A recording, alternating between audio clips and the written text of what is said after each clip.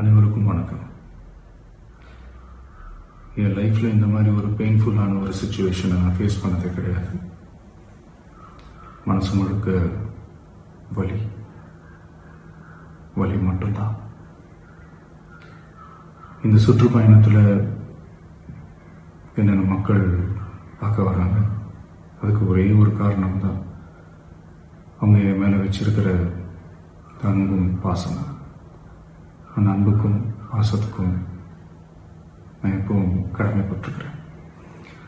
அதனால தான் இந்த சுற்றுப்பயணத்தில் மற்ற எல்லா விஷயங்களையும் தாண்டி மக்களுடைய சேஃப்டி, அதில் எந்த காம்ப்ரமைஸும் பண்ணிடக்கூடாதுன்றதுக்காக தான் அது என் மனசில் ரொம்ப ஆழமாக இருக்கும் அந்த எண்ணம்.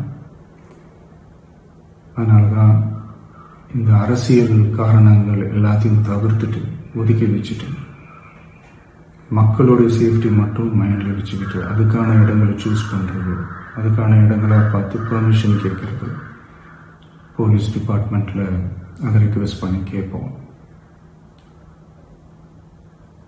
ஆனால்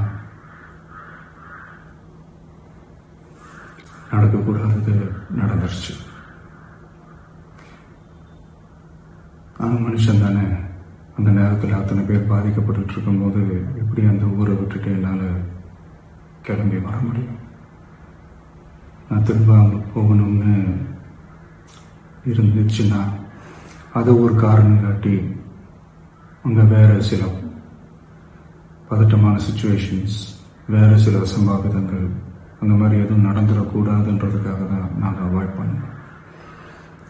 இந்த நேரத்தில் சொந்தங்களை இழந்து தவிக்கிற இத்தனை குடும்பங்களுக்கும் என்னுடைய ஆழ்ந்த இரங்கலை தெரிவிச்சுக்கிறேன். எனக்கு தெரியும், என்ன சொன்னாலும் இது ஈடையாகாதுன்னு எனக்கு தெரியும்.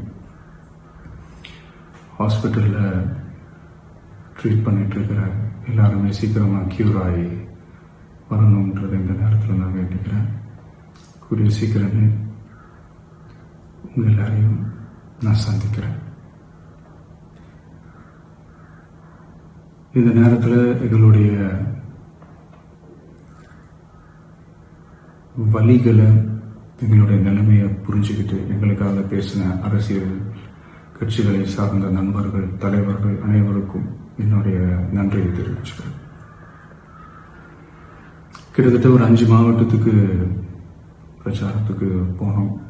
இந்த மாதிரி எதுவுமே நடக்கல. ஆனால் கரூரில் மட்டும் ஏன் எப்படி நடக்குது, எப்படி நடக்குது? மக்களுக்கு எல்லா உண்மையும் தெரியும். மக்கள் எல்லாத்தையும் பார்த்துக்கிட்டு இருக்கிறாங்க. கரூரை சேர்ந்த அந்த மக்கள் அந்த உண்மையெல்லாம் வெளியில் சொல்லும்போது எனக்கு கடவுளே நேரில் வந்து இறங்கி அந்த உண்மைகள்லாம் சொல்கிற மாதிரி எனக்கு தோணுச்சு. சீக்கிரமே எல்லா உண்மைகளும் வெளியில் வரும்.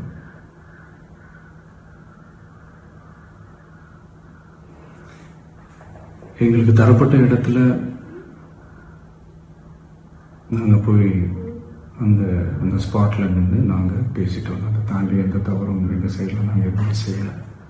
பட் இருந்தாலும் எங்கள் கட்சியை சேர்ந்த நிர்வாகிகள், தோழர்கள் மேலே எஃப்ஐஆர், அது மட்டும் இல்லை சோஷியல் மீடியாவை சேர்ந்த நண்பர்கள், தோழர்கள், அவங்க மேலே எஃப்ஐஆர்லாம் போட்டு இப்போ பிடிச்சிட்டு இருக்கிறாங்க.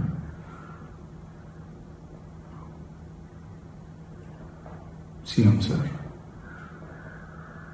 உங்களுக்கு ஏதாவது இந்த பழி வாங்கணும் அப்படின்ற எண்ணம் ஏதாவது இருந்துச்சுன்னா என்ன வேணாலும் பண்ணுங்க. அவங்க மேலே கை வைக்காதீங்க. நான் ஒன்று வீட்டில் இருப்பேன், இல்லை நான் ஆஃபீஸில் இருப்பேன். என்ன வேணாலும் செய்யுங்க. நண்பர்களே, தோழர்களே,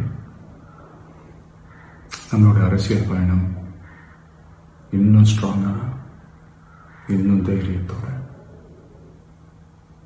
கண்டினியூ ஆகும்.